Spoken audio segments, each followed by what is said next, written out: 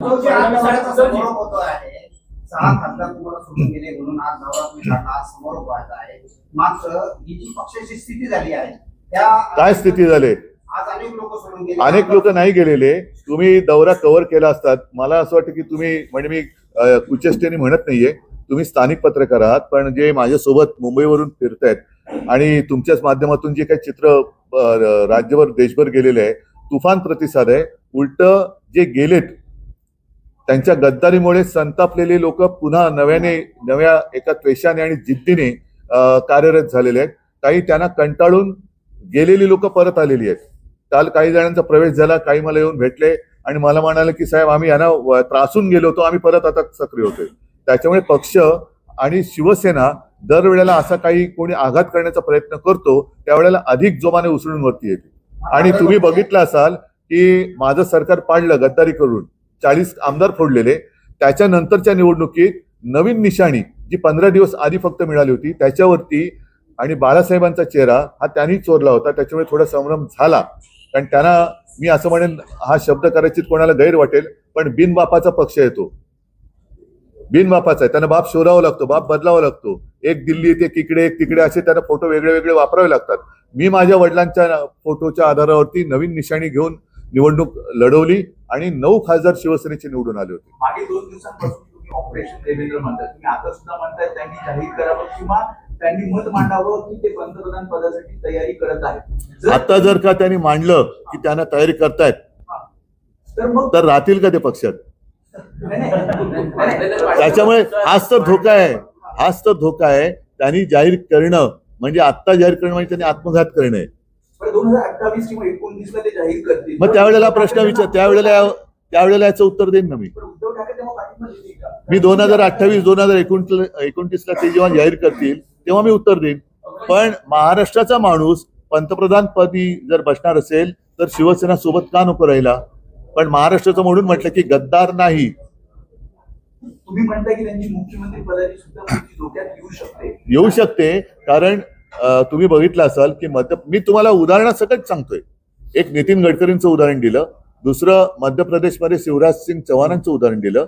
तिकडे परिस्थिती कठीण असताना सुद्धा शिवराज मामा सगळे लोक त्यांना आता यांना जसं भाऊ भाऊ भाऊ चाललेलं आहे तसं शिवराज मामा लोक आपणून म्हणत होते. आणि त्यांच्या लोकप्रियतेमुळे मध्य प्रदेश अनपेक्षितपणाने भाजपा जिंकलं. त्यांना असं वरती वाटायला लागलं की उद्या शिवराज मामा भाजप अध्यक्ष बनू शकतात, उद्या शिवराज मामा पंतप्रधान पदाच्या शर्यतीत येऊ शकतात. त्याच्यामुळे त्यांना वरती घेतलं आणि आज शिवराज सिंगचं नावही नाहीये. यशस्वी होणारे एकनाथ शिंदे पुन्हा एकदा मुख्यमंत्री होतील असं तुम्हाला म्हणायचं आहे सगळ्यामध्ये? हा भाजपला धोका आहे. आणि आता संघाने ठरवायला पाहिजे की पूर्वी असं जे मानलं जात होतं की संघ ठरवेल तो भाजपचा मुख्यमंत्री किंवा पंतप्रधान होतो. आता संघाची तेवढी पकड ही त्यांच्यावर राहिले की नाही हे महत्वाचं आहे. आणि हे फोडाफोडीचं आणि गद्दारीचं राजकारण संघाला मान्य आहे का, हा सुद्धा संघासमोर आणि संघाच्या कार्यकर्त्यांसमोर एक प्रश्न आहे जो कोणी बोलत नाही.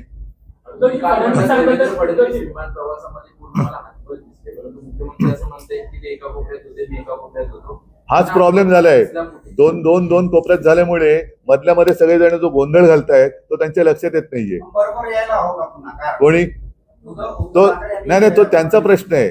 मी त्यांना असं वाटत असेल की मी त्यांचा शत्रू आहे, मी त्यांचा हितचिंतक आहे म्हणून मी ही गोष्ट त्यांच्या मनातली मन की बात मी करतोय. त्यांनी शुभेच्छा स्वीकारल्या, तुमच्या सदिच्छा त्यांनी स्वीकारल्या, ते धन्यवाद म्हणाले. तुम्ही जे म्हणताय तुमच्या दोघांमध्ये जे गोंधळ घालतायत ते बाजूला जातील, तुम्ही पुढाकार घेणार.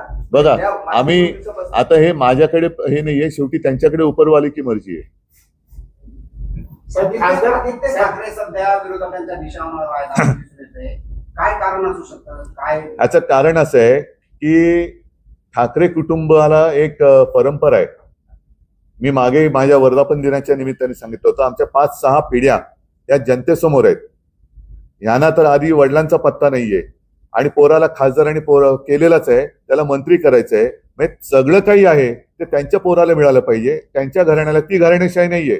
पण ठाकरे कुटुंबाची जी परंपरा आहे, ठाकरे कुटुंबाने काही घ्यायचं नाही, घ्यायचं ते सगळं आम्हीच घ्यायचं, ही त्यांची जी एक वृत्ती आहे.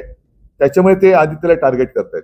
पण त्यांच्या पोराचं कर्तृत्व काय काय म्हणून त्याला कोणी खासदार केला, काय करत होता तो, त्यांच्या घराण्यालाही ठाकरे घराण्यानेच आधार दिलेला आहे. आज खासदार केंद्रीय मंत्रिमंडळाचा पीएनडीचा पेपर फुटला पण विरोधी पक्ष काही रस्त्यावर येत नाही.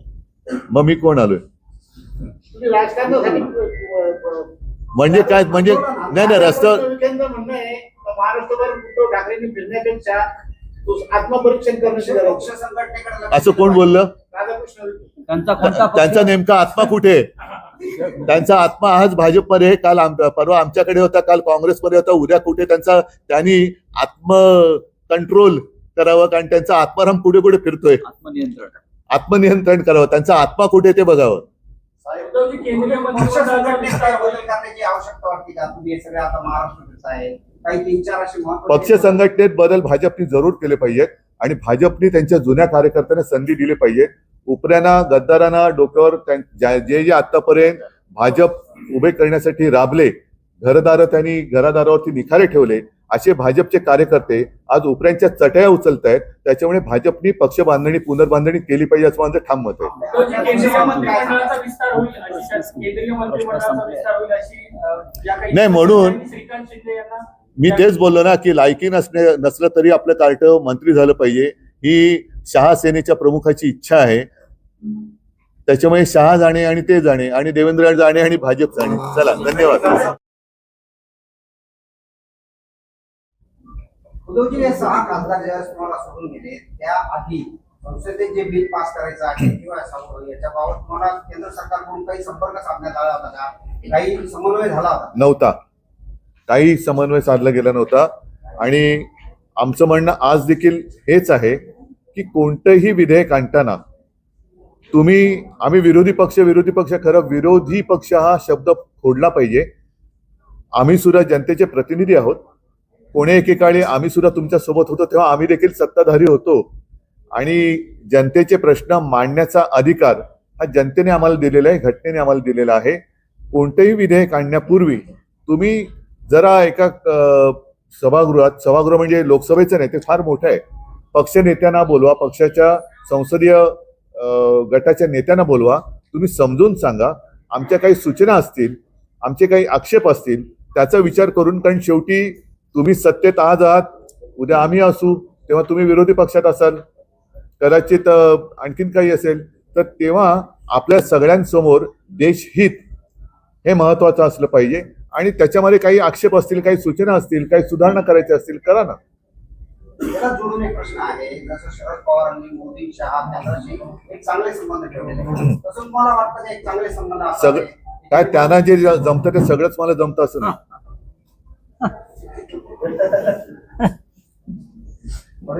माझे 6 खासदार फोडलेत. तुम्ही काल म्हटले होते की फडणवीसांचे पंख छाटले जात आहेत, फडणवीसांचे पंख छाटले जातात, त्यावरती एकनाथ शिंदे म्हणतात की उद्धव ठाकरेंना त्यांच्यावरती जास्त प्रेम आलंय, पुतना वंशीचं हे प्रेम आहे. फडणवीसांना पण तुमची काळजी वाटते? कोणाला? फडणवीसांना. मी शहा सेनेबद्दल काही बोलू शकत नाही, इच्छित नाही, कारण ती शहा सेना आहे, मिंदेची शहा सेना. एसनशी हा गट जो आहे, एसनशी हा गट हा शहा सेना आहे. त्याच्यामुळे गद्दार सरदाराबद्दल मी काय बोलू शकत नाही, बोलू इच्छित नाही, कारण बोलण्याचे ते लायकीचे नाहीयेत. मला देवेंद्र फडणवीसांची मनापासून काळजी वाटते. म्हणजे हे उगाचच कोणाला वरवरचं वाटेल असं नाहीये. एखादा महाराष्ट्रातला माणूस पंतप्रधान पदाचं स्वप्न पाहत असेल तर त्याच्यामध्ये गैर काही नाहीये. मागे मी आपल्याला उदाहरण दिलं होतं की नितीन गडकरींचं नाव तसं घेतलं जात होतं. आता देवेंद्र फडणवीस एक चांगला चेहरा म्हणून सगळ्यांसमोर दिसतोय. नितीन गडकरींना संघाचाही पाठिंबा होता, मात्र त्यावेळेला त्यांना कारण नसताना सगळं बदनाम करण्यात आलं. आता सुद्धा मला असं वाटतं की देवेंद्र फडणवीसांना संघाचा पाठिंबा आहे असं माझ्या कानावर आलं. आणि असा पाठिंबा, संघाचा पाठिंबा असलेला माणूस त्या रेसमध्ये येऊच नये म्हणून हे सगळं कारस्थान चालले की काय. आणि त्याच्यामध्ये शहासेना आणि एसनशी काम करतात की काय, की त्यांची सुपारी घेऊन, कारण त्यांना ती सवय असेल कदाचित, तर ती एक शक्यता नाकारता येत नाही. म्हणून मी चेष्टा मस्करी करत नाही, मला देवेंद्र फडणवीसांच्या करिअरची काळजी वाटते. आम्हाला मराठी माणूस पंतप्रधान होत असेल तर त्याच्यात चूक काय. मी तुम्हाला आणखीन एक आठवण सांगतो. नरसिंहराव जेव्हा पंतप्रधान झाले त्याच्या आधी ते रामटेकमधून निवडणूक लढवायचे महाराष्ट्रामधून, परंतु जेव्हा ते पंतप्रधान झाले त्यावेळेला ते खासदार नव्हते. त्यांनी निवडणूक लढवण्याचा निर्णय घेतला आणि ते आंध्र प्रदेशात गेले, नंद्याळ. आणि त्यावेळेला NT रामाराव हे कट्टर काँग्रेस विरोधक हे मुख्यमंत्री होते. त्यांनी भूमिका अशी घेतली की माझ्या आंध्राचा माणूस पहिला प्रथम पंतप्रधान होतोय, मी त्याच्या विरुद्ध लढणार नाही. आणि जर मी विसरलो नसेन तर जवळपास 5.5 लाखाच्या मताधिक्याने नरसिंहराव विजयी झाले होते. जर इतर राज्य, इतर प्रांत त्यांच्या अस्मितेचा अभिमान बाळगत असतील तर महाराष्ट्राने महाराष्ट्राचा अभिमान का बाळगू नये? आणि अशा वेळेला महाराष्ट्राच्या अस्मितेवरती जर का अशा फोडाफोडीने घाला घालण्यात येत असेल तर मग मला असं वाटतं की संपूर्ण महाराष्ट्राने एकवटलं पाहिजे. देवेंद्र फडणवीस जर मुख्यमंत्री झाले तर मुख्यमंत्री आहेतच, पंतप्रधान पंतप्रधान झाले तर आपण त्यांना पाठिंबा देणार. त्यांनी आज जाहीर करावं. कारण काय हे महाराष्ट्राचा कोणी मराठी माणूस पंतप्रधान व्हावा, गद्दार सोडून. साहेब, हे जे नवीन विधेयक सरकारनं पाहत आहे, दक्षिणेकडच्या राज्यांची भावना आहे की आमचं राणे होतं, उत्तरेची जागा वाढणार. तर महाराष्ट्र या विधेयकाकडे किंवा बघा, एकूणच तुम्ही म्हणताय तोच विषय आहे. कारण गेल्या वेळेला हे विधेयक फेटाळलं गेलं. भारतीय जनता पक्षाकडे 2/3 बहुमत नाही आहे, पण जेवढे खासदार त्यांच्याकडे आहेत त्यातले 2/3 खासदार हे इतर पक्षातनं घेतलेले आहेत. आलं लक्षात? आणि हे विधेयक मंजूर करायला 2/3 बहुमत लागतं, ते नाही आहे. म्हणून मग शिवसेना फोड, तृणमूल फोड, आणखीन काही फोड, आप फोड, हे सगळं फोडाफोडीचं राजकारण सुरू आहे. याबद्दलच मी असं म्हणतोय की नेमकं विधेयक तुम्ही त्याला महिला आरक्षणाचा मुलामा लावण्याची गरज नव्हती. महिला आरक्षण पाहिजेच, ते मी म्हणेन या क्षणापासून व्हायला पाहिजे. आणि आत्ता पहिल्यांदा 550च्या आसपास जे काही खासदार आहेत त्याच्यामध्ये पहिलं महिला आरक्षण लागू करा आणि मग आपण 800, 850, उद्या 1500, 2000, 5000 खासदार होतील ते मग त्याची टक्केवारी तशी होईल. पण डिलिमिटेशन करताना तुम्ही जो काही एक क्रायटेरिया लावताय त्याच्याबद्दल देशातील सर्व प्रमुख पक्षाच्या नेत्यांनी एकत्र बोलून काय होणार आहे? कारण शेवटी हा विषय उत्तर आणि दक्षिण नाहीये, संपूर्ण देशाचा विषय आहे. त्याच्यामुळे संपूर्ण देशाचं मत हे विचारात घेणं हे अत्यंत गरजेचं आहे. केवळ फोडाफोडी करून 2/3 झाले आणि उद्या समजा आपण म्हणताय की उत्तरेचं प्राबल्य राहील आणि उत्तरेच्या राज्याने असं म्हटलं की आम्हाला मग आता मोदी सुद्धा बाहेरचे आहेत, मोदी सुद्धा नको, मग काय कराल? तर त्याच्यासाठी जरा सगळ्यांनी विचार विनिमय नीट करायला पाहिजे आणि मग आपण निर्णय घेऊ ना. देशहिताचा जो निर्णय असेल त्याच्यासोबत आम्ही आणि सगळेच पक्ष राहणारच आहेत.